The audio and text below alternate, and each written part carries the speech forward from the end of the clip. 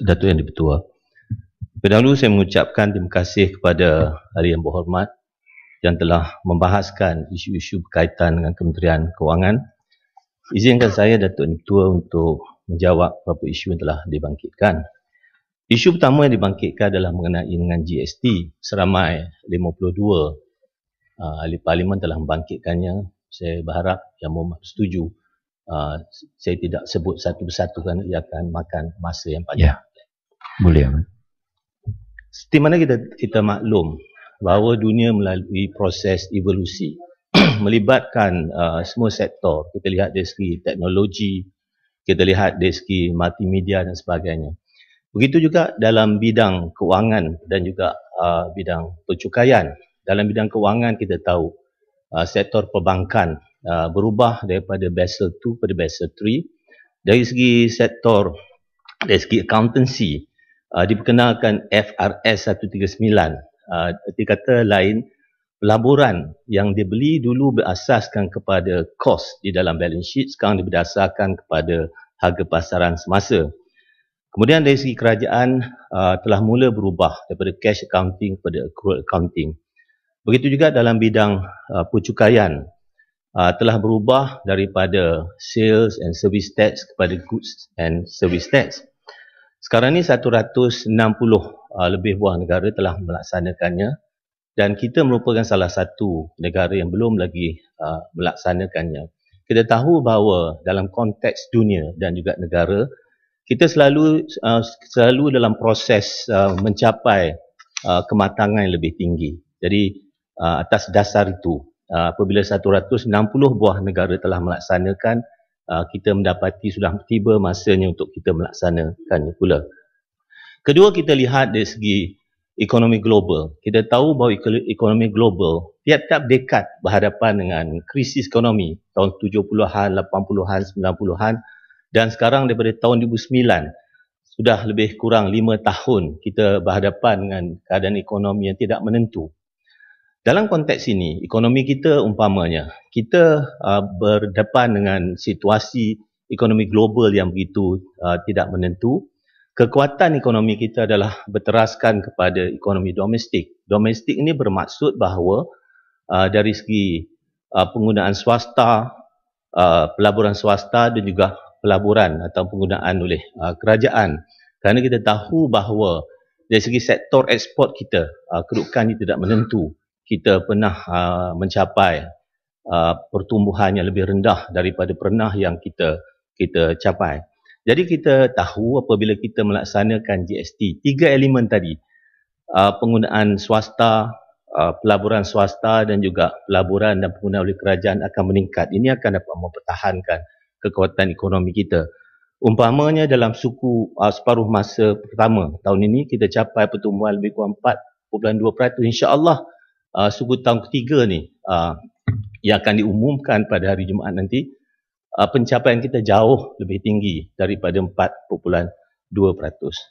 Kemudian kita lihat dari segi manfaat pada rakyat. Kita tahu bahawa dalam tiap-tiap negara kita berhadapan dengan situasi bahawa rakyat di antara yang kaya dengan yang pendapatan rendah tu terdapat jurang.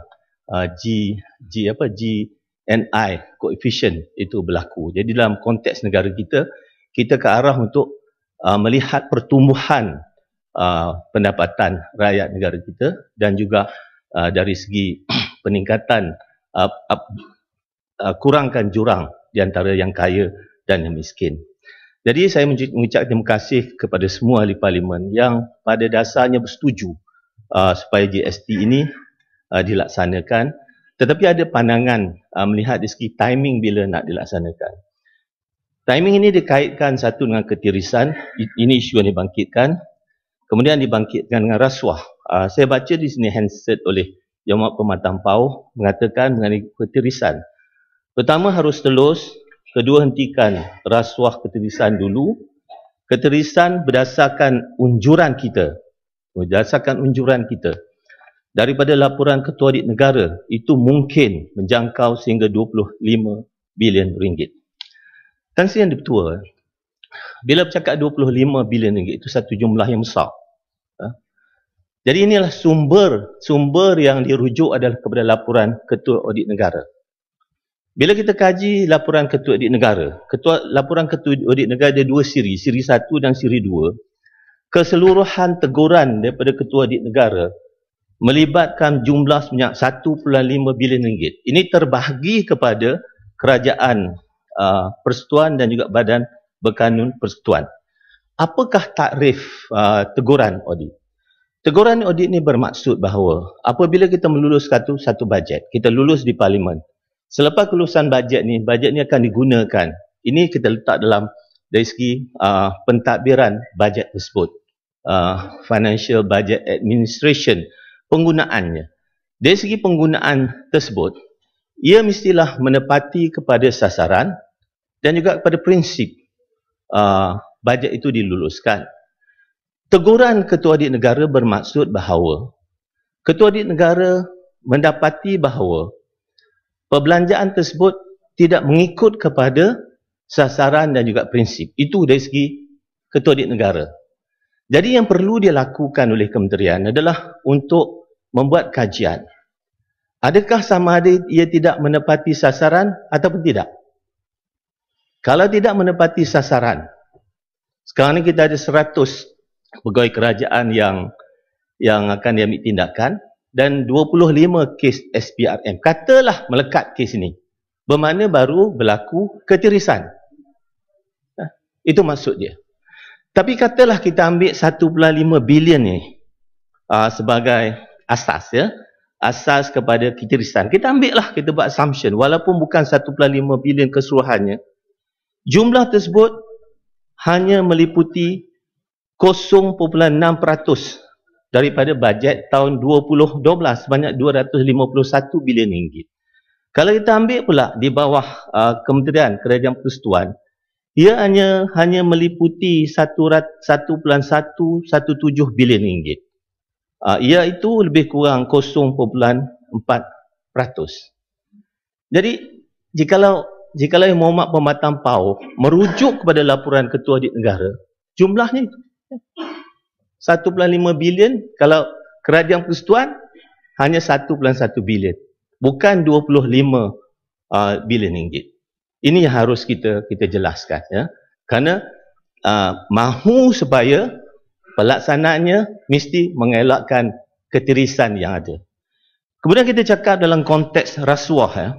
Saya ada laporan di sini. This is very interesting, izin Datuk yang di-Ketua, ya. Ini daripada International Transparency. Dengan izin, ya. Percentage of respondents who report having paid bribes in the past year to any one of 8 services by country or territory. Dia bagi yang paling rendah bawah daripada 5%, kemudian 5 hingga 99%, yang paling tinggi 75%. Yang paling tinggi 75% ini Liberia dan Sierra Leone. Yang dalam bawah 5% termasuk Australia, Belgium, Canada, Croatia, Denmark, Finland, Georgia, Japan, South Korea, Malaysia, Maldives, New Zealand, Norway, Portugal, Spain, Uruguay. Jadi bila kita bercakap tentang soal rasuah itu intangible. Jadi di manakah sebenarnya berlaku rasuah yang kita anggap begitu besar jumlahnya? Kemudian isu-isu berkenaan dengan struktur dan Seri Yang Ketua, impak pelaksanaan GST akan melebarkan jurang antara yang miskin dengan yang kaya. Kita telah membuat kajian di sini, ya. Kita lihat, kita buat secara komprehensif. Kajian bermakna kajian dilaksanakan oleh Kementerian Kewangan dengan konsultan dan dengan agensi-agensi di bawah Kementerian Kewangan. Kita ambil, kalau gaji dia RM2,000, sekarang di bawah Sales and Service Tax, dia kena bayar RM36.83 sebulan. Kalau di bawah GST nanti RM51.89, bermakna terdapat pertambahan RM15 satu bulan. Setahun RM180. Jadi di sini yang kita gunakan panduan ni, kita bagi RM300 tahun insya-Allah kepada mereka yang memperolehi BRIM nanti, iaitu sehingga RM4,000. Kemudian struktur berkenaan dengan secara terperinci, ini kita telah bincang berkali. Kemudian bercakap tentang dulu sebut 4%, sekarang 6%. Sekarang 6%, mengapa tidak 5%? Saya lihat secara empirical, Datuk Yang Ketua, negara yang melaksanakan sekarang ni GST yang bawah 5%, daripada 160 negara hanya 7. Yang laksanakan 7%, 3. Yang lain-lain melaksanakan antara 10% hingga 40%, secara average-nya adalah 16%.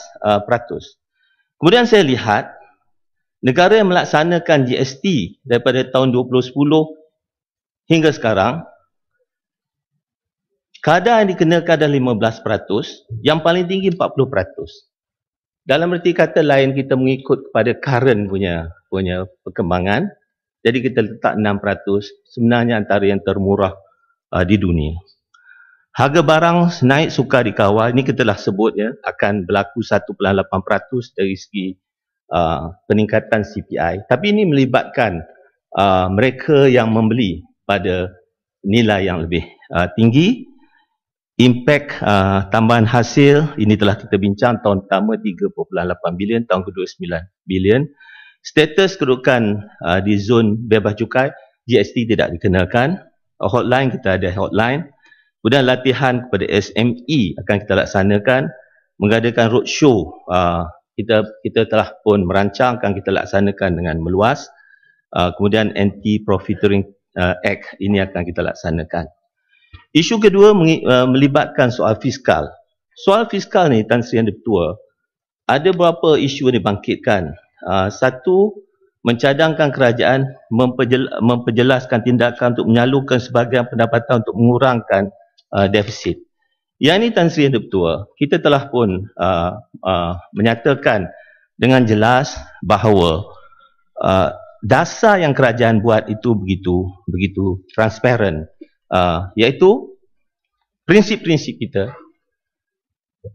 Pendapatan negara ditolak dengan perbelanjaan mengurus mesti positif. Mana pinjaman yang kita akan buat hanya kepada perbelanjaan pembangunan. Oleh kerana perbelanjaan pembangunan ini mempunyai multiplier effect. Itu. Kedua, defisit ini mesti diturunkan.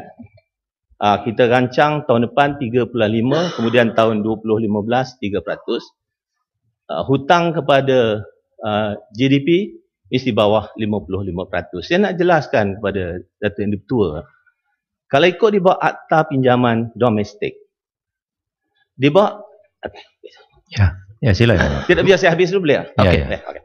Di bawah Akta Pinjaman Domestik, had pinjaman mestilah 55% daripada GDP. Kemudian dari segi pinjaman luar negara, mestilah tidak melebihi 35 bilion ringgit. Tetapi oleh kerana kita hendak melaksanakan perbelanjaan berhemah, kita lebih lagi stringent. Dengan izin Datuk Yang Ketua, kita campurkan sekali pinjaman domestik dengan pinjaman luar, kita letak 55%. Terima kasih Yang Ketua, terima kasih Menteri. Sebenarnya Yang Ketua, saya dengan Yang Berhormat Menteri ni daripada dulu lagi dah been very impressive lah. Masa you duduk sebelah sini, saya duduk sebelah sana. Dan sekarang ni saya nak tanya Yang Berhormat Menteri. Kalau Yang Berhormat Menteri tengok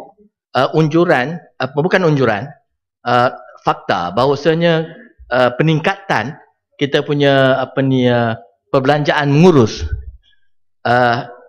study the trend, meningkat dengan, saya tak ingat kadar berapa peratus, tetapi peningkatan kita dalam pembelanjaan dalam revenue juga meningkat, tetapi dia dalam kadar yang lebih rendah daripada peningkatan perbelanjaan mengurus. And if this trend is not checked dengan izin, it will be very dangerous to our financial scenario. Terima kasih. Saya menerima pandangan Yang Berhormat tersebut bahawa perbelanjaan mengurus kita besar berbanding dengan perbelanjaan pembangunan. Tapi peningkatan peningkatannya sebenarnya tidak besar, tapi dia ada peningkatan. Dan saya nak jelaskan sini kerana ada persoalan mengatakan mengapa kita tidak kurangkan perbelanjaan mengurus. Dia belanjaan mengurus bagaimana kita maklum, ada 3 elemen besar sini. Satu, tanggungan. Tanggungan ni termasuklah khidmat hutang, pencen, pemberian negeri, kemudian bayar gaji kepada ahli suruhanjaya, hakim, yang dipertua Dewan Negara, Dewan Rakyat, masuk Datuk sendiri, Datuk yang dipertua dalam diraja. Itu satu. Kemudian dia masuk emolumen, sewaan, perhubungan utiliti, penyelenggaraan subsidi, tebusan bond pemberian negeri di bawah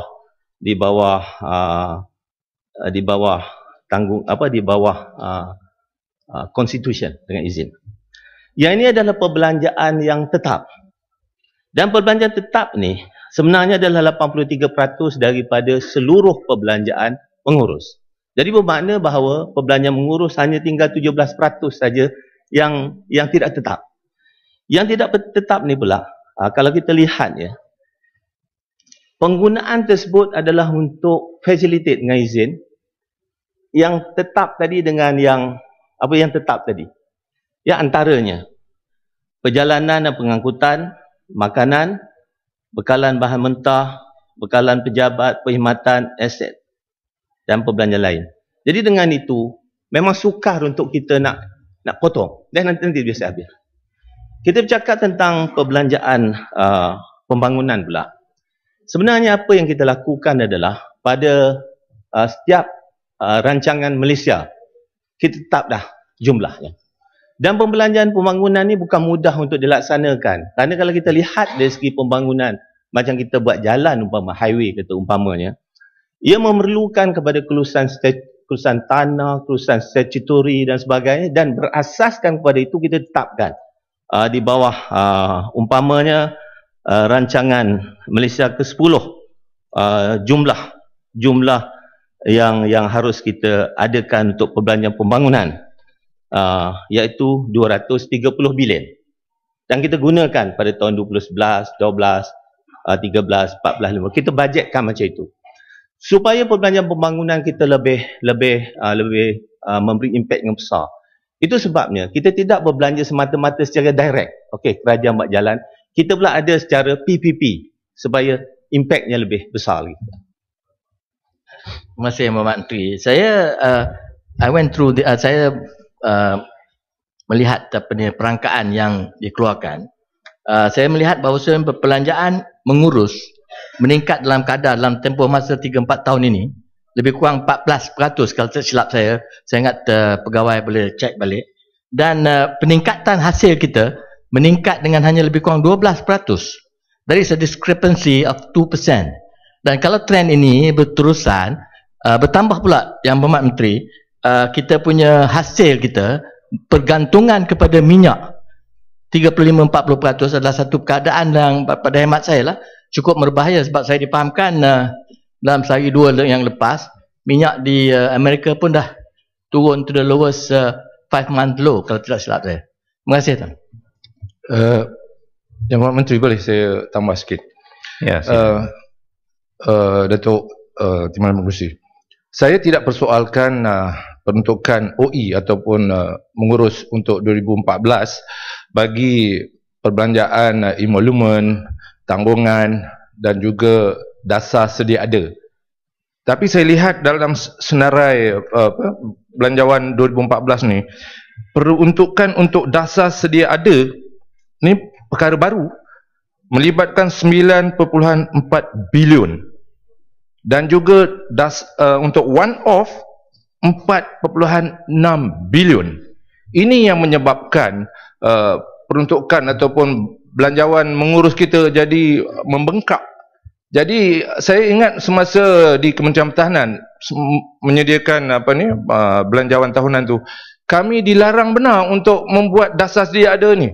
Oleh kerana apabila kita buat dasar dia ada ni, jadi tahun hadapan dia jadi dasar baru, maaf saya. Dasar baru ni akan menjadi dasar sedia ada pada tahun depan, jadi menjadi tanggungan. Jadi sebab itu saya minta Kementerian Kewangan supaya melihat lagi dasar baru yang dikemukakan oleh kementerian-kementerian ini dan juga one off sama ada mereka boleh belanjakan dalam masa 1 tahun. Oleh kerana saya lihat perbelanjaan yang akan dibuat selalunya mengambil masa, menyediakan spesifikasi, membuat tender dan juga menganugerahkan kerja mengambil masa. Sudahnya projek itu tidak akan dapat disiapkan, jadi peruntukan tidak dapat dibelanjakan untuk 2014. Sekian, terima kasih. Terima kasih Datuk Mentua ya. Saya ingat kita dah bincang perkara ni ya. Apa yang Muhammad nyatakan tadi saya ambil maklum. Apa yang Muhammad nyatakan tadi, kalau Muhammad lihat daripada segi perbelanjaan mengurus, ya, belanja mengurus, saya telah bagi belanja mengurus, dia tidak melibatkan menyediakan plan dan sebagainya. Itu tidak ada. Ya. Dan sekarang ni kita telah melaksanakan inovatif dari segi sistem belanja kerajaan. Kita mengadakan konsep value for money. InsyaAllah tahun depan ni kita ada outcome based budget. Outcome based budget ni lebih berat lagi, Datuk Yang Dipertua. Kerana apa? Di dalam outcome based budget nanti kita akan pastikan kementerian ya, dia berbelanja dari segi input dan output dia mesti mencapai efisiensi yang tinggi. Sekiranya tidak capai itu kita akan potong belanjawan dia. Jadi apa yang Muhammad nyatakan tadi memang di dalam tindakan kita. Senang bangun ya Muhammad. Ya. Terima kasih Datuk Ketua, terima kasih Yang Muhammad Menteri akan baik saya. Tadi Yang Muhammad kata bahawa kementerian akan memastikan perbelanjaan mereka itu dengan dibelanja secara efisiensi dan kalau tidak akan dipotong. Cuma saya nak tanya, bila laporan audit mengenai pasti bahawa ada berlaku ketirisan, itu menunjukkan tidak efisiensi lah dari segi perbelanjaan. Dari segi perbelanjaan kerana harga yang murah dibeli dengan harga yang lebih besar. Jadi saya nak tahu bahawa setakat ini berapa kementerian yang telah pun dikenal pasti dan diambil tindakan untuk dipotong belanjawan mereka kerana ataupun jabatan-jabatan agensi-agensi itu kerana tidak efisiensinya ekoran daripada laporan audit. Terima kasih. Datuk Yang Dipertua, saya telah jelaskan tadi ya. Yang kita bercakap tentang soal satu outcome based budget. Outcome based budget ni kita akan laksana ke tahun depan. Bermakna tahun depan kalau tidak ikut perbelanjaan, sekarang kita buat 3. Kementerian Kewangan, Kementerian Kesihatan dan juga MITI. Ya, kita buat itu. Makna pada tahun 2016 nanti, bajet tahun 2016, apabila perbelanjaan itu tidak menepati kepada efisiensi kita, baru kita ambil pada tahun 2016. Kemudian saya telah jelaskan tadi bahawa dari segi teguran audit, teguran dan ketirisan itu dua berbeza yang Muhammad.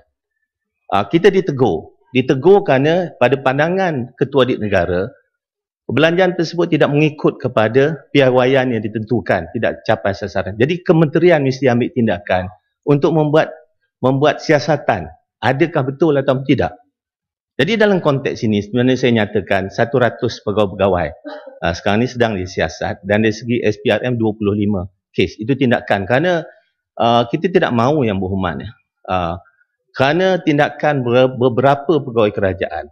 Dia bukan saja melibatkan, ya, bila kita bercakap tentang soal bajet, antara tujuannya kita nak memperkukuhkan ekonomi makro kita, melibatkan keseluruhan. Kita tidak mahu oleh kerana pelibatan beberapa pegawai dia merosakkan ekonomi negara kita dan kesejahteraan rakyat terjejas.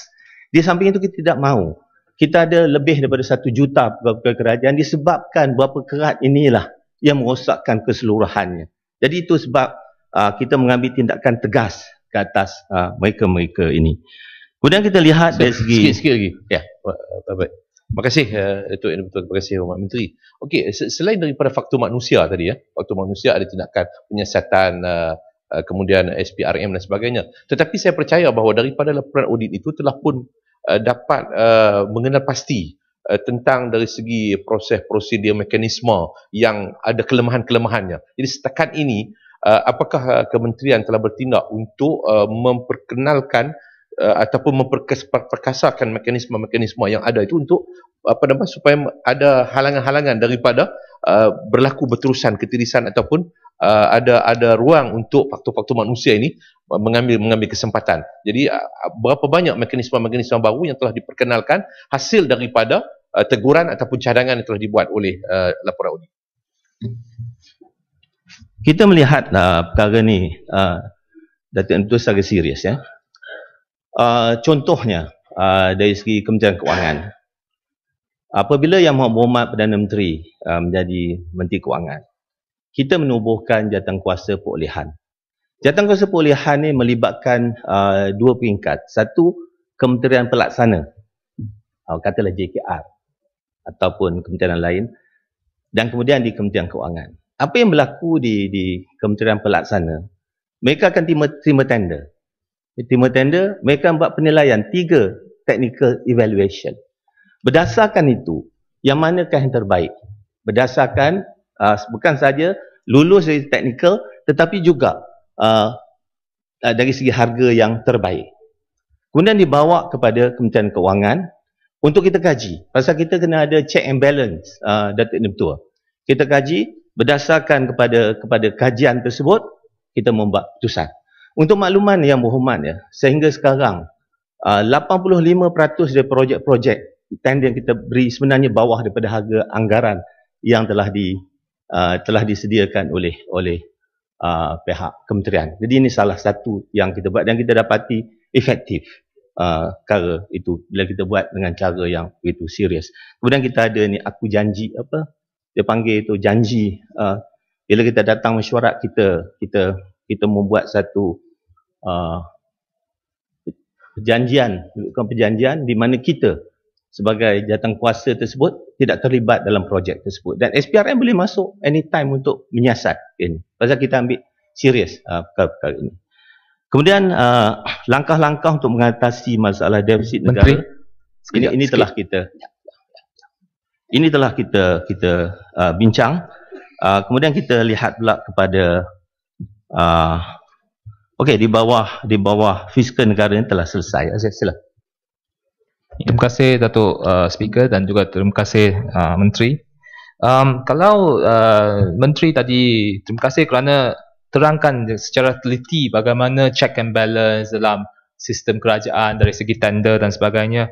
Tapi rasanya rakyat yang di luar dia tak nampak, sebab apa yang kita nampak sekarang adalah tender kerajaan kepada hospital bocor.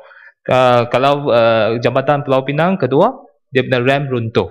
Dan baru hari ini dia kompleks di air keruh. Pegawai kerajaan terpaksa lari keluar daripada kompleks kerajaan sebab ada crack dekat dia punya beam dan juga kolom. Jadi ini adalah isu di mana walaupun menteri sudah kata ada pelbagai mekanisme untuk check dan sebagainya, tapi akhirnya keluar kontraktor yang buat tak boleh pakai. Saya pun hairan lah. Kalau kita begitu ada jawatankuasa teknikal, ada pelbagai masih berlaku. Itu umpamanya di Kuala Terengganu. Sekarang Kuala Terengganu Daru runtuh. Ini di Pulau Pinang, rem pun runtuh. Jadi ini adalah isu yang kita. Jadi apakah kalau berlaku perkara-perkara macam ini, adakah ini diklasifikasikan sebagai ketirisan atau corruption? Sebab tadi Menteri kata itu hanya ada ketirisan dan corruption. Dan mengikut laporan audit tiap-tiap tahun ada. Dan apabila kita tiap-tiap tahun ada, dan kalau kita sudah ambil tindakan terhadap pegawai-pegawai, kenapa tiap-tiap tahun kita terima laporan audit begitu tebal? Okey, begitu tebal. Ini masalah yang kita dan minta Menteri juga jawab satu soalan lagi adalah kalau isu seperti NFC itu diklasifikasi sebagai ketirisan atau corruption. Kalau katakan di ketirisan, pegawai yang terlibat, adakah dia telah disabit kesalahan atau dirujuk ke mana-mana? Mengapa orang yang terlibat sekarang menjadi penasihat kepada Perdana Menteri? Penasihat khas Perdana Menteri. Terima kasih. Datuk Mentua, kes NFC ini tidak kita bincang semasa perbahasan ya. Tapi saya nak sentuh di sini, kes ini masih dalam mahkamah. adakah satu yang melibatkan seseorang dalam keluarga, keseluruhan anggota keluarganya mesti ya kita serius ya jaga. Kalau semua nanti yang saya belum habis ya. Adakah macam itu sikap kita? Jadi kalau yang terlibat A lah. Mesti tidak terlibat B. Kalau macam itu, dalam satu keluarga seorang dibawa masuk jail, mana seluruh anak dan keluarga dia langsung tidak berguna dalam masyarakat. Adakah macam itu? Jelas ya? Nanti belum habis lagi. Tak, NFC. Nanti saya jawab dulu. Saya belum habis lagi. Relax lah. Duduk loh yang. Kemudian tentang projek-projek yang runtuh kata ya. Ini saya percaya perlu siasatan mendalam. Saya pun tidak dapat maklumat bilakah tendernya dibuat. Kerana dalam laporan audit ada projek yang dibuat pada tahun 2007-2008 pun ada. Ya, audit kita bukannya berdasarkan 2013, audit tahun 2012. Tidak. Dia awal daripada itu pun ada. Ya, silakan. Ya, salam. Dia bagi salam dulu, Mat. Pasal saya diri dulu tadi. Lepas Shah Alam, baik, terima kasih Tuan Speaker, Yang Berhormat Menteri. Berhubung dengan semua projek-projek ini. Tak perlu panjang-panjang yang mana. Jangan mencela. Dia berhubung dengan semua projek-projek ini. Persoalan yang terpenting bagi kami ialah kos tambahan. Bila ada runtuh, pasti yang runtuh tu perlu diperbaiki. Sama lah macam Hospital Shah Alam. Ya. Dah 5 tahun di sini, Menteri Kerja Raya pun dah 3, tak siap-siap. Projek dah tambah 70 juta lebih. Kos. Begitu juga dengan semua projek-projek yang runtuh. Inilah yang dikatakan ketirisan, ya, fiscal management yang tidak berkesan. Ya. Dan soal PKFZ, walaupun dah selesai, didapati tak ada orang yang bersalah dan sebagainya, semua okey. Tapi berapa bilion yang telah kehilangan. Soal NFC, diorang tak timbul lah soal siapa yang salah. Itu second issue. The first issue is 250 million dibelanjakan. Duit rakyat. PKFZ dah berbilion-bilion. Ya? So, inilah yang masalah dia. Iaitu apabila kecekapan, ya, pengurusan kewangan tidak dipertingkatkan tahun demi tahun. Ada projek-projek yang gagal. Ya. Ni yang kita perlu ketatkan sebelum kita nak tambah cukai kepada rakyat jelata. Tuan Menteri. Yang Lampang. Terima kasih Datuk Speaker dan Madam Menteri. Saya nak sentuh tentang apa yang Timbalan Menteri sebutkan tadi, keluarga jangan sentuh. Tapi kalau proses tender itu, kita mesti tahu siapakah yang menambil tender itu dan mesti ada kaitan dengan siapa yang kita kenal. Jadi dalam kes ini ada satu watak yang prominent. Jadi tidak mungkin tak kenal siapa yang diberikan tender itu. Dan proses yang disebut oleh Shah Alam tadi, seolah-olah proses itu tidak dijalankan dengan sempurna, dengan teliti. It's very sloppily done, ya, dengan izin Datuk Speaker. So jadi oleh kerana inilah di antara ketirisan-ketirisan yang terjadi, maka kita tidak boleh mampu untuk melaksanakan GST kerana kita masih lagi dalam keadaan, rakyat masih lagi dalam keadaan yang tidak terpelihara dalam benda-benda yang asas, perkara yang asas masih lagi tidak sempurna. Sekolah tak sempurna, jalan tak sempurna, lampu, air tak sempurna, rumah tak sempurna. Jadi kita belum tiba masanya untuk kita mengenakan GST kepada rakyat kita yang masih lagi income-nya, pendapatannya sangat rendah untuk mereka menampung GST yang akan dilaksanakan nanti.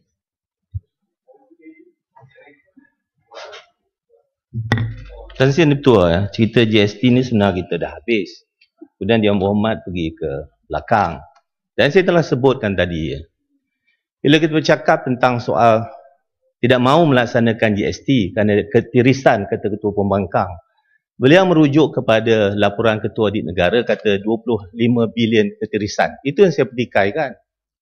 Kita di Parlimen Yang Berhormat, kita 222 orang. Parlimen adalah badan tertinggi. Dan kita menentukan masa depan 28 bilion orang. Macam mana pula Ketua Pembangkang boleh menyebut 25 bilion? Mengapa ditinggikan begitu? Padahal laporan Ketua Audit hanya melibatkan 1.5 bilion. Dan saya kata kalau 1.5 bilion itu 0.6% daripada keseluruhan bajet kita. Mana 99.4% adalah berkualiti tinggi. Yang 0.6% itu, seperti saya nyatakan, itu adalah teguran, bukan ketirisan. Saya berharap Yang Berhormat dapat pergi bertemu dengan Ketua Audit Negara, tanya definisi apakah itu teguran. Dia pergi tanya. Biar kita, pasal kita duduk di parlimen, kita menentukan masa depan negara kita. Kemudian berkenaan dengan projek-projek Yang Berhormat kata, ya, saya tidak berani nak jawab secara terus pasal saya pun tak tahu bila dilaksanakan. Saya katakan tadi, apabila Yang Berhormat Perdana Menteri menjadi Menteri Kewangan, kita telah memperkenalkan jawatankuasa. Adakah projek itu semasa selepas jawatankuasa ini diperkenalkan? PKFZ masa dulu saya tak tahu apa yang terjadi. Begitu juga runtuhan di Kuala Terengganu saya tidak tahu. Tetapi saya lihat dalam laporan Ketua Audit Negara yang pada tahun 2013 tidak ada projek-projek yang masuk di dalam masa 2012, 2011. Itu projek-projek pada masa lalu. Jadi kalau kita nak berbincangkan perkara ni pun kita akan selesai. Kecuali dia perlu kepada perincian. Dan saya sebutkan tadi mengenai dengan NFC. Perkara ni dalam mahkamah. Ikut standing order kita perkara dalam mahkamah. Kita tidak boleh bincang dalam parlimen. Ya? Okey, sila. Terima kasih. Yang Berhormat Menteri Dato' Yang Ketua. Ini berkenaan dengan laporan Ketua Audit Negara dan teguran tu. Tapi teguran memang teguran. Cuma apabila ada perkara yang terlalu luar biasa berlaku, ini yang menjadi hairan. Apabila misalnya jam dinding tu, bila pembelian harga pasaran RM100 boleh sampai RM3,810. Apabila Kementerian Pendidikan Pelajaran buat upah security untuk keselamatan sekolah sampai 2 bilion, tetapi apabila pegawai-pegawai keselamatan yang diupah tu tidak ada screening dari segi latar belakang, ada penjenayah menjadi pegawai keselamatan, dan perkara demikian tidak sepatutnya berlaku. Apabila ambulans yang digunakan sepatutnya bawa pesakit daripada kecemasan ke hospital, tetapi apabila ambulans itu terlibat dalam kemalangan jalan raya dan kematian berlaku, ini perkara-perkara tidak sepatutnya berlaku. Ada satu perkara yang mengatakan, Albert Einstein pernah mengatakan, insanity, dengan izin, insanity is doing the same thing repeatedly and expect different results. Saya nak cemakan, kegilaan itu adalah apabila kita berulang kali buat perkara yang sama dan harapkan keputusan ataupun hasil yang berlainan. Ini adalah kegilaan. Teguran daripada Ketua Audit Negara ini bukan tahun pertama. Bertahun-tahun lah. Puluhan tahun lah. Sejak bila kita nak perbetulkan ini. Ini perkara yang pokok. Sekian. Itu yang telah diumumkan oleh Ketua Setiausaha Negara, Berhormat. Kita dalam kabinet serius, ya. Saya anggota kabinet, saya boleh cakap di sini kita serius. Kita serius melihat perkara ini. Dengan sebab itu kita lantik Ketua Audit Negara dengan SPRM dan pegawai-pegawai yang terlibat buat siasatan. Hasilnya 100 sedang disiasat untuk ambil tindakan. 25 dalam siasatan SPRM untuk dibawa ke mahkamah. Ini pasal apa? Kita tidak boleh, teguran ini bermakna Ketua Audit Negara merasakan bahawa dia tidak ikut sasaran. Okey, saya tak tahu soal jam. Katalah Ketua Audit Negara bandingkan jam di pasaran. Sama tak jam di pasaran? Jam ni ada jam jenis yang dia mahu tahu waktu di Malaysia, di London. Ini keperluan sekarang ni. Jadi perkara macam ni bila teguran ni, kementerian mesti. Ini cerita serius, ya Mat. Kita jangan main-main di sini. Kita serius lah, saya cakap serius. Jadi perkara ini yang saya kata teguran ini mesti dilaksanakan di bawah satu jawatankuasa bawah KSN, pergi satu persatu. Mana kes yang betul-betul kes yang bersalah, itu tindakan akan diambil.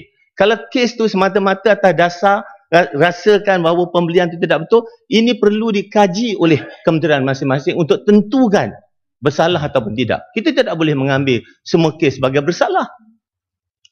Kita tidak boleh letak bahawa bila ketua audit negara buat teguran, itu sudah menjadi undang-undang. Itu pasal dia kata teguran. Ketua audit negara tidak mengatakan bahawa ini adalah kesalahan yang mesti diambil kena hukum. Tidak. Teguran. Itu saya kata, elok yang berhormat. Saya pergi jumpa dengan ketua audit negara, tanya definisi teguran tu. Cuma Yang Berhormat Menteri, saya kecewa sedikit apabila seolah-olah Yang Berhormat Menteri berkecilkan teguran ketua audit negara berkenaan dengan jam dinding tu. Tak akan sampai RM3,800 tu. Yang pertama. Yang kedua, saya nak tanya Yang Berhormat Menteri, apakah kabinet ataupun kerajaan yang akan buat yang berlain daripada tahun lepas sebelum ini? Ya. Sebab kalau kita jawatan kuasa khas yang tu dah tanya dia Muhammad. What is different compared to before? Ini yang paling penting. Yang akan mengelakkan perkara yang sama akan berulang. Dan sendiri ya. Dia masalahnya bila kita pihak kerajaan bercakap, Yang Hormat tidak mau dengar. Cuba kita tunggu nanti keputusan tu. Setelah kita tunggu keputusan, tidak ada keputusan, Yang Hormat bangkitlah. Tapi pada masa ini tindakan sedang diambil, mereka telah kena pasti 100 orang, 25 dibuat SPRM. Itu adalah tindakan tegas yang dilaksanakan. Jadi kita tunggu keputusan tersebut. Ya, Sepang bangun Yang Mat nak bagi.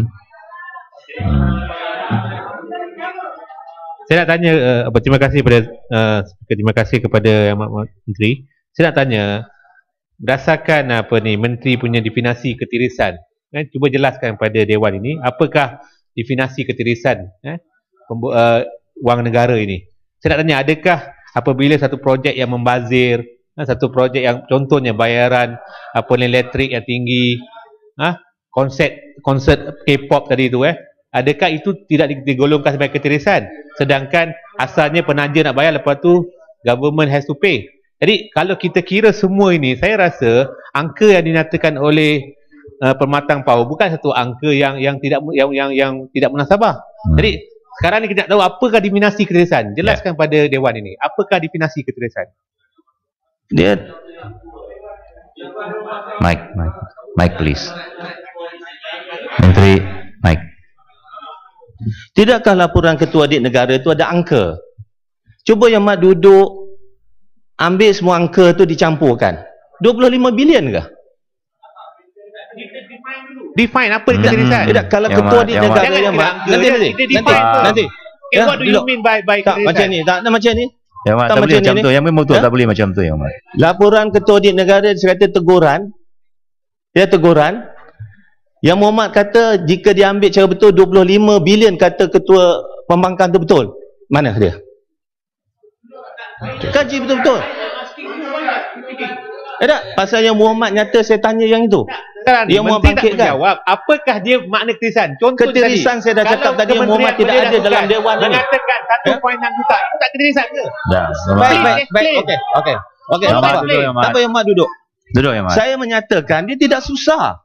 Bila ketua audit negara buat teguran, kita ambil tindakan, kita kaji. Kalau teguran tu ada kesalahan, jadi ketirisan. Okey, saya nak tanya tadi pasal contoh macam belia tadi. Adakah itu ketirisan? Itu dah jawab bawah belia. Itu ketirisan atau tidak? Saya nak definition. Kalau menteri nak define ketirisan pun takut ke? Yang berhormat mengapa Yang berhormat tidak menghormati menteri dalam menteri belia dah. Saya nak tanya sekarang, beliau dah jawab. You Kementerian Kewangan. Beliau dah jawab. Yang berhormat Menteri Kewangan. Saya nak tanyakan. Saya melihat adakah apabila kita belanjakan 1.6 juta itu tidak ketirisan? Please explain. Yang Mat Sepang. Yang berhormat. Yang berhormat dia. Duduk. Yang lain duduk Yang Mat. Tadi saya dah jelaskan kita ada dua struktur. Okey. Dua struktur, satu Kementerian Pelaksana, satu Kementerian Kewangan. Jadi ini di bawah Kementerian Pelaksana, Kementerian Belia dan Sukan. Itu tanggungjawab Kementerian Belia dan Sukan. Bukan itu. Sekarang you Menteri Kewangan yang menyelesaikan semua masalah. Yang Mat, saya minta Yang Mat duduk Yang Mat. Duduklah Yang Mat. Yang Mat Sepang duduk Yang Mat. Satu kementerian belanja 1.6 juta yang sepatutnya tidak dibelanjakan. Adakah itu bukan ketirisan? Cukup ya. Duduk Yang Mat. Yang Mat Sepang duduk. Duduk loh Yang Mat ya. Duduk loh Yang Mat. Nanti boleh bangun kemudian Yang Mat ya. Cakap secara ya, saya cakap tadi. teguran, kita buat siasatan. Kalau siasatan itu dapati bersalah, itu kes salah lah. Menteri tak jawab lah soalan. Bukan macam tu, Yang Muhammad. Itulah. Yang Muhammad. Yang susah ni Yang Berhormat, yang pembangkang ni semua kita cakap ikut cakap dia. Ini yang jadi susah. Tak ada Yang Berhormat. Yang Berhormat bukan terror. Sepang duduk Yang Muhammad, Sepang. Masa GST tadi Yang Muhammad tak bercakap. Ya, Yang Muhammad Sepang Jangan duduk. nak tunjuk hero. Duduklah Yang Muhammad. Saya telah jawab.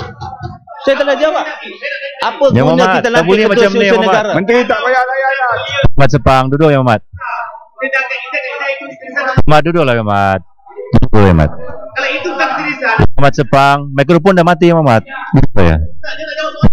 Duduk dulu. Duduk Yang Muhammad. Ya, duduk dulu Yang Muhammad. Biar menteri jawab kemudian bangun. Okey. Boleh. Duduk dulu. Minta penjelasan Ya, sikit. semua menteri. Terima kasih Datuk Menteri, terima kasih Deputua. Pengakuan Menteri tadi bahawa daripada sejumlah perbelanjaan kerajaan yang diaudit oleh Ketua Audit Negara, maka terdapat 1.5 bilion yang boleh dianggap keterisan. Itu pun teguran ya. Saya nak mengatakan bahawa apa yang dilakukan oleh Ketua Audit Negara bukan mengaudit 100% perbelanjaan. Hanya sebahagian saja. Daripada sebahagian itu pun dah didapati 1.5 bilion.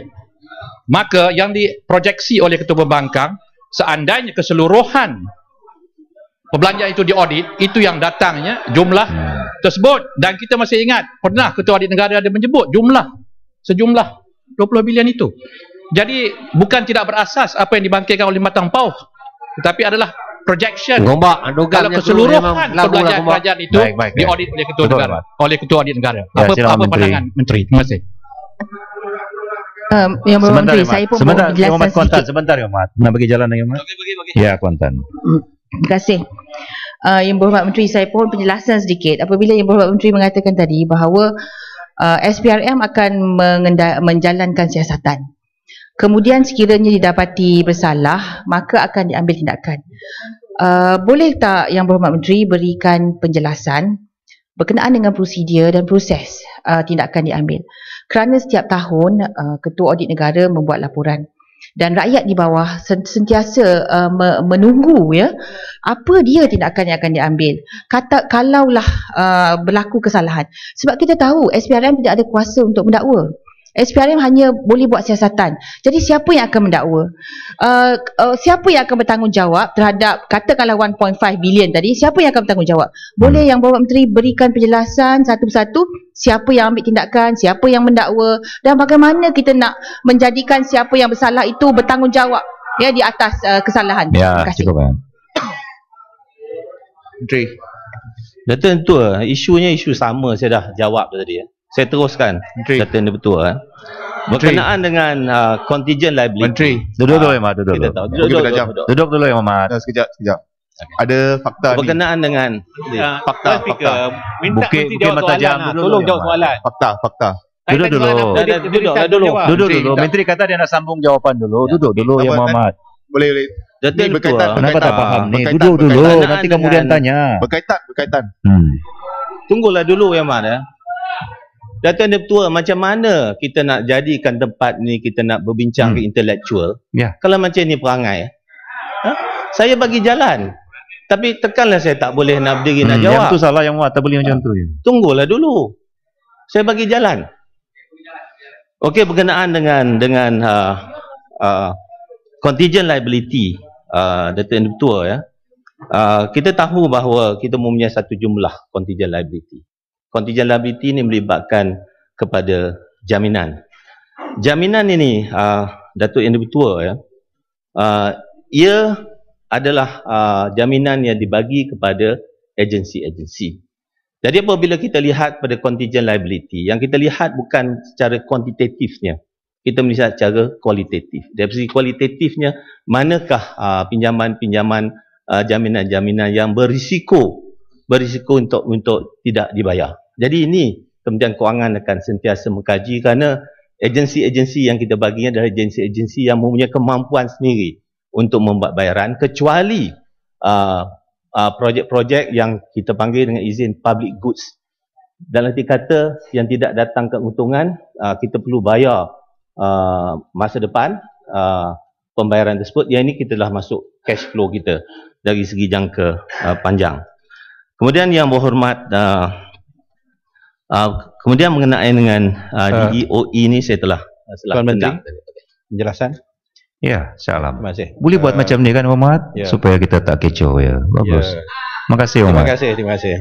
Kali pertama lah speaker puji bagus lah macam ni. Berhubung dengan contingent liability tadi, apa yang telah disebut oleh Yang Berhormat Menteri ialah ianya telah dimasukkan dalam cash flow. Tapi persoalannya ialah bukan soal cash flow.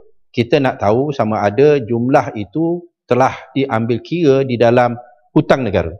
Dan sama ada apabila ianya diambil kira, maka guideline yang telah ditetapkan iaitu 55% daripada GDP dapat dipatuhi ataupun sebaliknya. So dengan sendirinya Yang Berhormat Menteri telah pun mengakui bahawa ada hutang-hutang yang contingent liability yang memang dah diakui kena bayar, ya, maka adakah itu diambil kira ataupun sebaliknya? Saya harap Menteri boleh menjawab. Betul ya. Dari segi contingent liability seperti mana yang saya nyatakan tadi, ada yang agensi tersebut maupun agensi yang profit oriented, ya, itu akan dibayar oleh mereka. Dan kita membuat kajian umpamanya MRT. MRT bukannya profit making itu. Jadi di sini pinjaman tersebut kita telah masuk cash flow masa depan yang dibayar cara itu. Mana pembayaran tersebut adalah mengikut kemampuan kita pada masa akan datang. Sekali lagi Yang Berhormat Menteri tidak menjawab soalan. Saya tak tanya tentang cash flow. Saya faham bahawa ianya telah diambil kira sebagai cash flow. Tetapi yang saya tanya sama ada jumlah itu telah pun diambil kira sebagai hutang. Kerana ianya tetap merupakan hutang, ianya tetap merupakan yang perlu dibayar seperti mana hutang-hutang yang lain. Boleh kita masuk kira dalam cash flow dan sebagainya. Tetapi sekarang ni apa yang kita nak tahu ialah ada exposure. Dalam kes yang MRT, kita dah tahu kita kena bayar balik. It's not profit making dengan izin. Maka adakah satu jumlah daripada contingent liability itu secara realistik kita akui ianya merupakan hutang yang perlu dibayar dan kita anggap ianya sebagai hutang negara sekali untuk kita nak tengok exposure kita dan sama ada kita mematuhi guideline yang telah diberi ataupun tidak, ya. Tu yang perlu saya. Ya.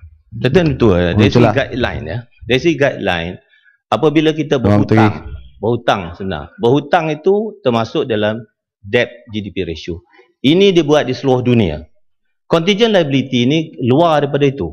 Bukan termasuk daripada itu. Tapi dari segi kita di Kementerian Kewangan, kita membuat kajian kita.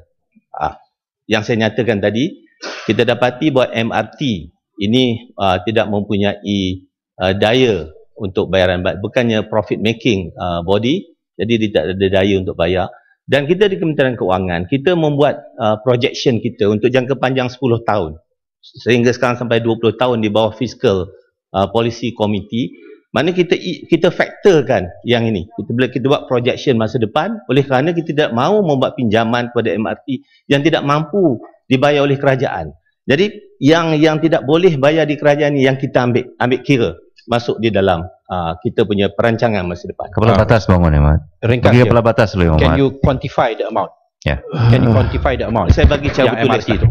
Saya nak tanya soalan yang terima kasih betul kepada Yang Berhormat Menteri. Susulan pada soalan Shah Alam supaya dapat penjelasan yang lebih difahami oleh semua ahli Dewan. Tadi Yang Berhormat Menteri menjelaskan bahawa amalan kita tentang soal national debt telah dirangkumkan kedua-duanya.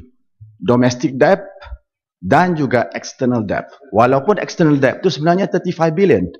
Dia punya ceiling. Tetapi kerana kita mengamalkan prudent dan to be conservative, kita rangkum maka jadi letak di bawah ceiling cap 55%. Soalan pertama, adakah negara-negara lain antara negaranya Singapura, barangkali Jepun, Hong Kong yang meletakkan ceiling cap dia jauh lebih atas lagi daripada 55%, dan ini memberi satu pelambangan bahawa 55% itu adalah tahap yang begitu prudent dan konservatif. Terima kasih betul. Di dalam sistem accounting negara lain, ia akan mengikut kaedah negara masing-masing. Tapi dalam konteks negara kita seperti mana saya nyatakan tadi, dari segi akta pinjaman domestik, ia menetapkan 55% daripada GDP. Maknanya kita boleh pinjam secara domestik sampai 55%. Kemudian dari segi pinjaman luar, kita boleh pinjam sampai 35 bilion. Tetapi oleh kerana kita mau prudent, kita cantumkan domestik dengan foreign loan, kita letak di bawah 55% tersebut. Itu sebabnya bila kita lihat kepada hutang negara-negara lain, kita dapati bahawa tahap debt GDP ratio negara lain tinggi. Singapura lebih daripada 100%. Kita baru sekarang ni lebih kurang 54%. Begitu juga negara Jepun, begitu juga negara Amerika yang begitu tinggi dari segi debt GDP ratio. Terima kasih Yang Berhormat Menteri. Saya risau bila kita mula membahas sama ada yang 55% ni terlalu prudent, terlalu konservatif dan sebagainya. Bagi saya, apabila kita dah buat satu keputusan dan ianya merupakan satu panduan yang kita sendiri dah setuju kita nak ikuti, tiba-tiba kita dapati bahawa kita tidak boleh ikutinya dan kita nak cuba cari hujah untuk kita nak ubah guideline itu, ini bagi saya menunjukkan bahawa kita dah hilang kontrol. We are no longer in control. The deficit yang kita amalkan selama ini dah runaway train, ya. Dan sekarang ni kita dengar penghujahan-penghujahan daripada MP Barisan Nasional dan malangnya daripada Menteri Kewangan sendiri bahawa benda ni adalah prudent, ianya adalah konservatif dan sebagainya. Ini menunjukkan bahawa kita dah tak boleh ikut guideline yang kita sendiri set, yang kita sendiri kata adalah satu benda yang baik bagi negara, dan kita tak boleh main banding hanya sekadar dari sudut peratusan hutang negara kepada GDP, dan kita kata Singapura lebih, Jepun lebih, tanpa kita mengambil kira aset yang ada pada negara-negara itu. Ya, kalau kita nak buat satu perbandingan, maka kita kena bandingkan keseluruhannya, dan jangan kita nak melepaskan diri kita daripada panduan yang telah kita bersetuju pada awalnya bersama, and when we lose control, we come out dengan izin with all these silly arguments to mislead the public. Terima kasih. Selamat.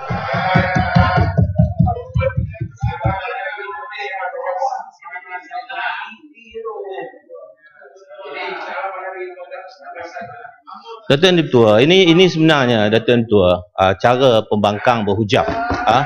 Mereka membuat andaian-andaian bahawa kita telah lama hidup di bawah 55% tersebut. Jadi kita tidak boleh buat hujah bahawa masa hadapan kita akan tukar, hilang kredibiliti. Kerajaan yang ada sekarang ni tetap mempertahankan kredibiliti kerajaan kita.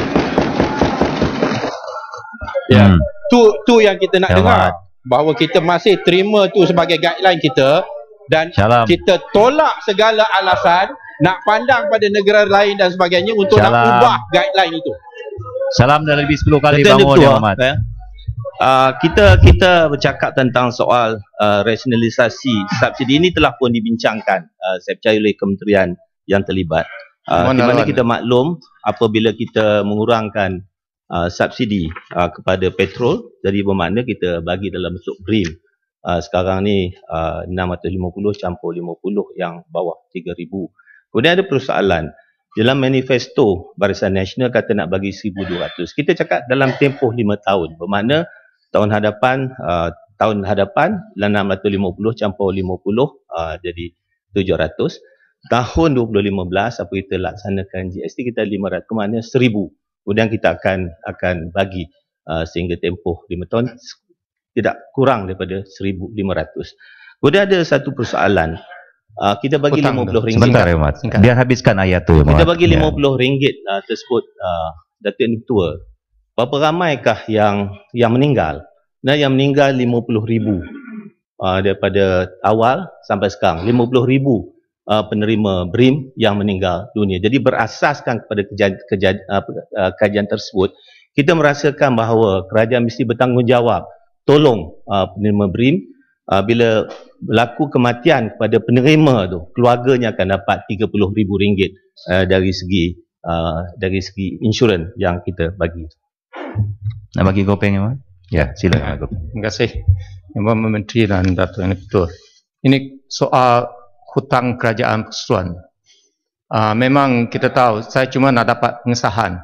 Kalau kita campur hutang kerajaan persekutuan dengan contingent liability, kalau tak silap saya, sudah sampai 60% daripada GDP.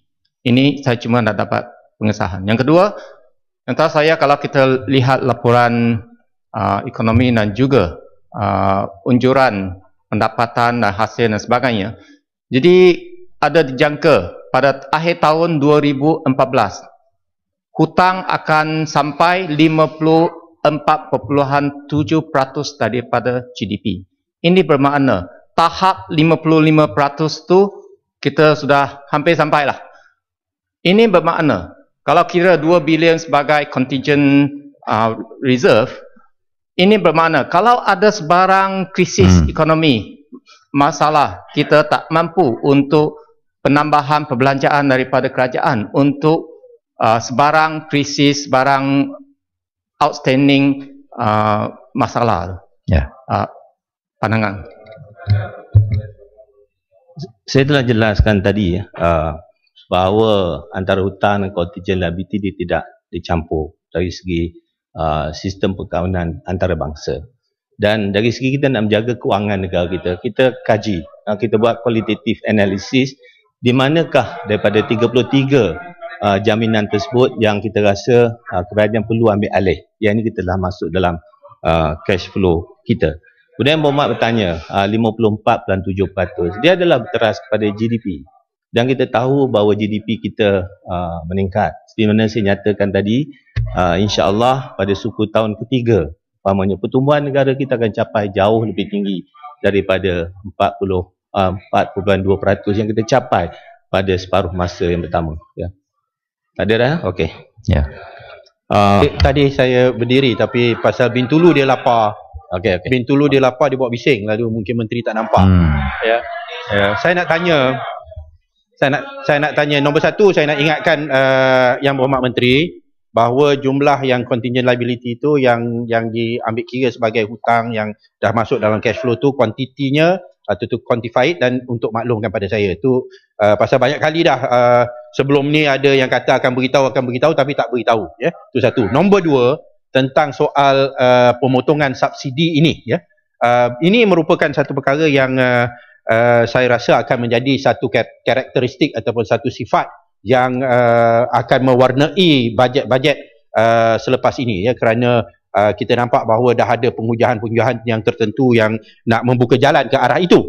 Yang terpenting bagi saya ialah hakikat apabila kita tarik balik subsidi ini, subsidi minyak, sedangkan sebelum pilihan raya dijanjikan tidak akan naikkan harga minyak, dan digantikan pula dengan kononnya digantikan pula dengan BRIM. Hakikatnya jumlah subsidi yang ditarik balik dan jumlah BRIM yang diberikan, apakah akhirnya hasilnya ialah bahawa pihak kerajaan kurang dari segi dia punya perbelanjaan untuk rakyat kerana pemotongan subsidi yang telah dilakukan. Adakah itu merupakan tepat ataupun sebaliknya? Pasal subsidi. Subsidi. Ya. Terima kasih kepada Menteri berkenaan isu subsidi. Yang Menteri, saya minta penjelasan kepada Menteri. Memanglah ada hujah-hujah mengatakan subsidi ni distort the market, because orang yang tak satu ajar dapat subsidi pun dapat. Itu adalah hujah-hujah yang dikemukakan tentang kenapakah kita perlu rationalize subsidi. Jadi persoalannya bila kita dalam keadaan kita akan memotong subsidi dan GST akan diperkenalkan, kalau kita ambil, memang saya akui macam Singapura pun mereka ada offset package tu lah, seperti BRIM dan sebagainya. Tetapi persoalannya ialah apakah langkah kerajaan untuk mengawal, mungkin apabila naik turun ke potong subsidi ni, mungkin kenaikan harga akan berlaku. Satu. Yang keduanya, kalau kita nak bandingkan dengan Singapura tentang GST ataupun subsidi, pemotongan subsidi ni dan sebagainya, kita juga berlaku adil. Kerana Singapura sebagai contoh, dia punya pendapatan per kapita dia tinggi. terlalu tinggi dibandingkan dengan Malaysia. Kita tahun 2020 baru kita nak sasarkan $15,000, sedangkan sekarang ni Singapura pun dah sampai dekat $50,000. Jadi dalam keadaan pendapatan yang rendah, jadi saya khuatir apabila kita kurangkan subsidi, kenakan GST, akan berlaku inflasi dan juga nanti orang-orang yang susah ni macam mana? Yang terakhir, saya juga kalau sekiranya kerajaan nak terus berikan BRIM dan sebagainya, saya rasa kerajaan juga perlu memastikan wang BRIM ini betul-betul digunakan yang seperti yang kita kenal. Sebab tu saya mencadangkan lebih baik sistem kupon tu lebih diperkenalkan. Sebab bila kita bagi wang ringgit ni, dikuatir tiada kawalan. Mungkin dia dapat RM500 ke, dia akan gunakan, kita tak tahu, tak ada pengawalan. Jadi saya harap offset package ini perlu juga dia ada satu pemantauan yang inilah, yang efektif, bukan saja setakat kita kata kita akan buat pemantauan yang efektif. Terima kasih. Terima kasih. Betul. Cerita GST ni sebenarnya dah habis dah kita bincang tadi, tapi saya jelaskan sikit. Kita tidak buat kajian berdasarkan kepada negara Singapura. Saya anggap kita bertuah kerana kita akan melaksanakan selepas 160 buah negara telah melaksanakan, kita telah buat kajian semua. Kalau kita kata GDP Singapura tinggi, kita ambil Malawi RM300 lebih saja. Jadi kita telah ambil semua. Bila kita kaji, di mana saya katakan tadi, dunia melalui proses evolusi. Jadi evolusi dalam sektor kewangan dan juga pencukaian itu berlaku. Jadi kita terima hakikat itu, kita mahu sistem lebih baik daripada sistem yang lalu. Kemudian Datuk Yang Ketua, saya telah pun menyentuhkan tentang subsidi tadi, begitu juga dengan isu ketirisan. Saya telah pun menyentuh mengenai dengan BRIM tadi. Dan BRIM ada satu isu, Datuk Yang Ketua, Yang Mohd Ketua Pembangkang menyatakan bahawa di dalam laporan Jabatan Statistik terdapat 265. Sebentar ya Mas, sebentar. Sebentar, habiskan ya. Terdapat 2.65 juta isi rumah. Manakala kita bagi kepada BRIM lebih daripada 4 juta. Sebenarnya dari segi definisi statistik, bila dikatakan isi rumah itu, dia ambil yang duduk dalam satu rumah. Katalah ada 4-5 keluarga, 3-1 keluarga. Manakala BRIM, jikalau dalam keluarga tersebut, ibu bapa satu keluarga, anak dah kahwin satu keluarga, jadi dia kira berapa ramai isi keluarga di dalam rumah tersebut. Itu perbezaan yang kita buat. Ya, silakan. Terima kasih Yang Berhormat Menteri. Saya memang ingin bertanya kepada Yang Berhormat Menteri tentang perkara yang dibangkitkan sebentar tadi. Ini soal definisi isi rumah yang diguna pakai oleh kementerian. Kalau kita lihat jumlah warga negara Malaysia hari ini sekitar 28 juta orang. Dan kalau kita terjemahkan ianya dalam bentuk isi rumah, kalau satu keluarga ada 3 atau 4 orang, maknanya kita ada sekitar 8 ataupun 7 juta isi rumah dalam negara kita.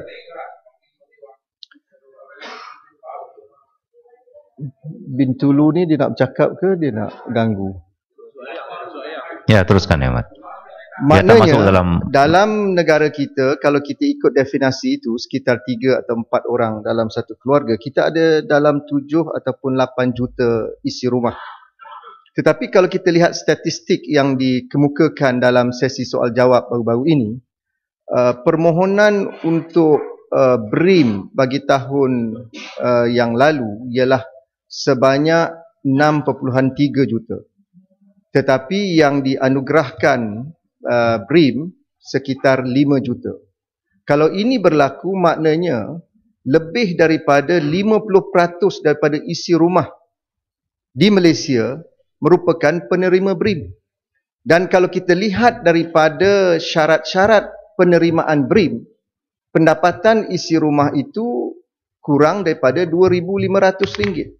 Apakah kerajaan bersetuju bahawa lebih daripada 60% isi rumah di Malaysia hari ini berpendapatan kurang daripada RM2,500? Dan pada tahun ini, saya dimaklumkan ada 7.3 juta permohonan untuk mendapatkan BRIM.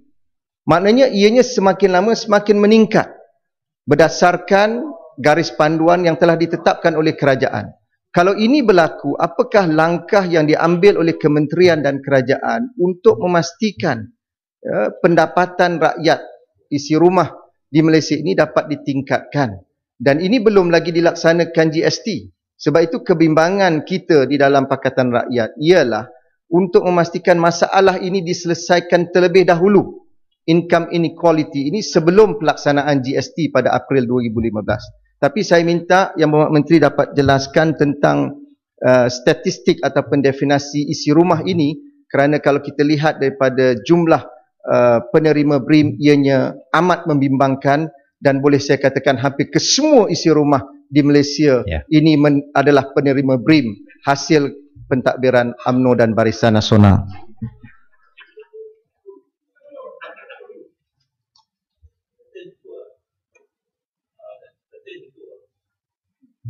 Datuk Tua, saya ingin memberi statistik bagi tahun 2013.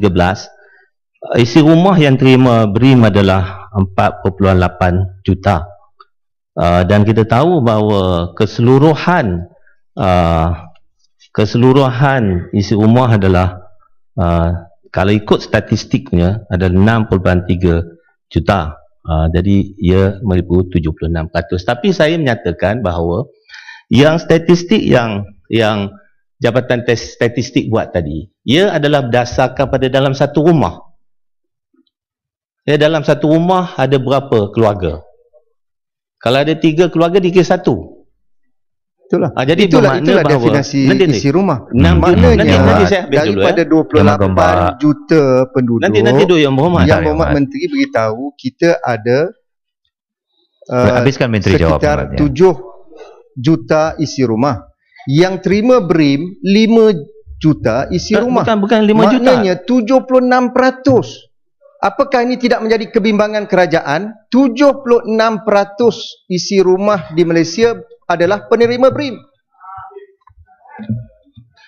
Datuk Tua okey. Saya jelaskan bukan 5 juta 4.8 juta. Nanti biar saya habis dulu. 48 tu lebih kurang 5 juta. Ini masalah Yang Berhormat Yang Berhormat mahu kita bercakap berdasarkan pemikiran Yang Berhormat. Jadi biarlah Yang Berhormat dengar pula penjelasan daripada saya Okey.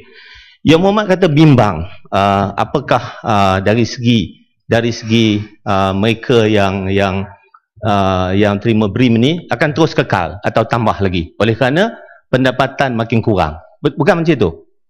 Di bawah transformasi ekonomi kita mempunyai sasaran kita.